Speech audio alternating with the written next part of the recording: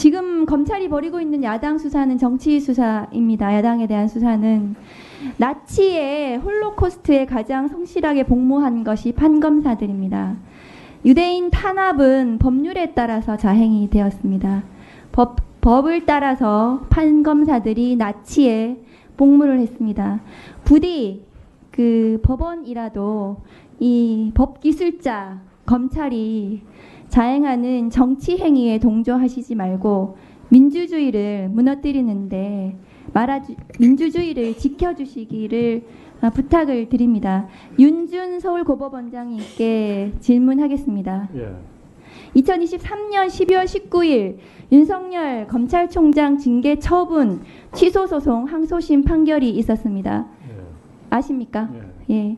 그 징계 사유에 대해서는 판단을 하지 않고 징계 절차가 위법하다는 이유로 징계가 취소되었습니다.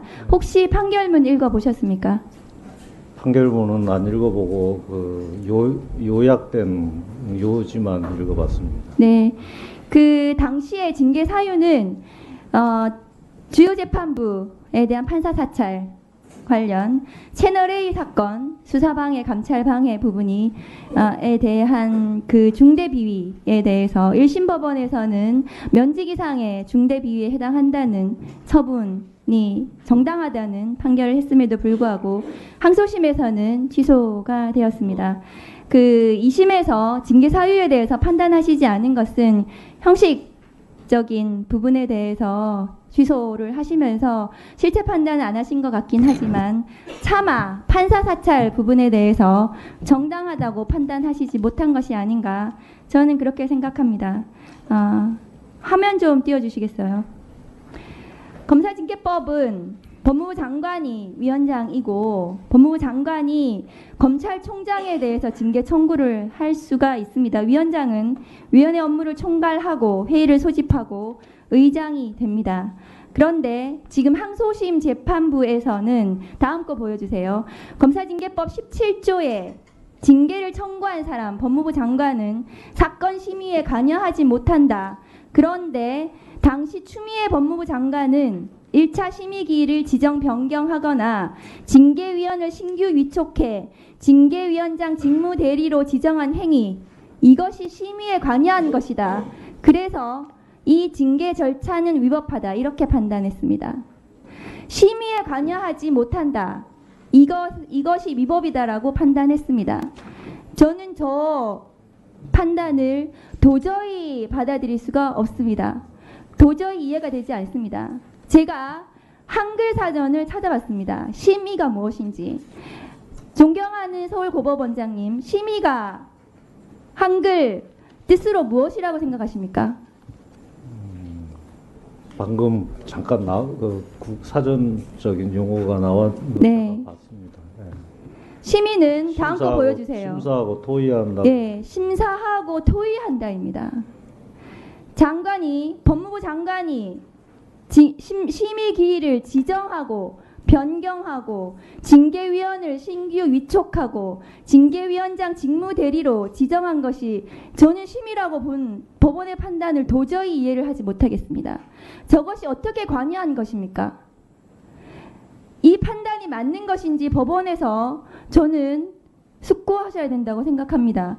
제가 항소심 법원을 존중합니다. 저 법원 판단에 대해서 존중하지만 법무부는 1심에서 중대 비위에 해당한다 라고 인정을 했고 2심에서는 징계 절차가 저 심의에 관여한 것이기 때문에 위법하다 이렇게 판단을 해서 정반대의 판단을 했으면 상고를 해야 함에도 불구하고 상고를 포기해서 저 판결은 확정이 되었습니다. 그래서 판사를 사찰한 그리고 검찰총장으로서 수사를 방해하고 중대한 사건에 감찰을 방해한 검찰총장의 중대 비위 행위에 대한 법원의 판단은 역사 속으로 사라져버렸습니다. 이제는 할 수가 없게 되어버렸습니다. 1분 더 네. 두고두고 아쉽습니다. 저는. 그리고 저는 서울고등법원이 그랬을 리는 없다고 생각하지만 윤석열 대통령 지금 대통령이 된 원고에 대해서 봐주기 판결을 한 것이 아닌지 저는 그것이 개탄스럽습니다. 사법부는 독립되어야 하고 권력 앞에서 또 그것이 서슬이 시퍼러야 된다고 생각을 합니다.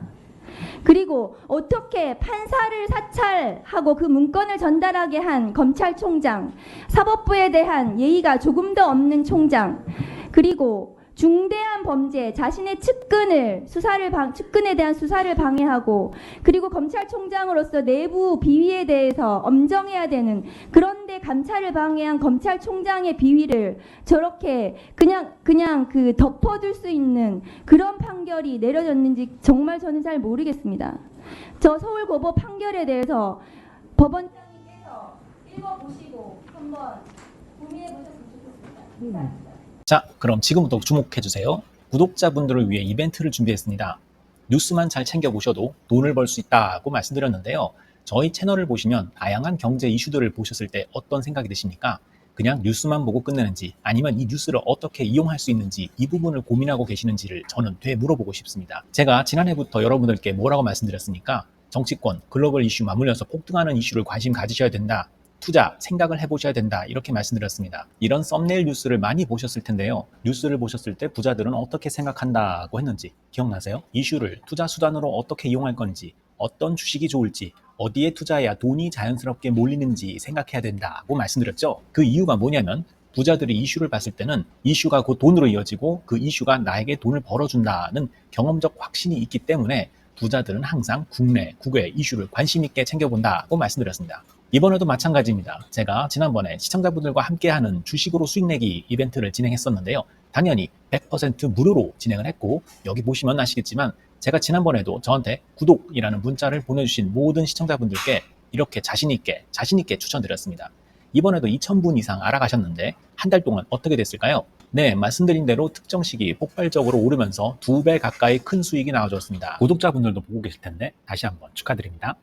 이번에도 마찬가지입니다. 가장 큰 이슈가 될 국내, 국외 이슈, 특히나 글로벌 이슈이기 때문에 우리가 어떻게 생각해야 할지, 돈이 벌릴지 생각해야 됩니다. 제가 이번에 뭘 보내드린다고요? 지난번과 같은 방식으로 구독이라고 문자를 보내주시면 앞으로 대장주 역할을 할 급등 종목을 시청자분들에게 종목명과 사고 파는 시점을 모두 알려드리겠습니다. 그래서 여러분이 주식으로 돈 버는 방식을 연습해 보시라는 겁니다.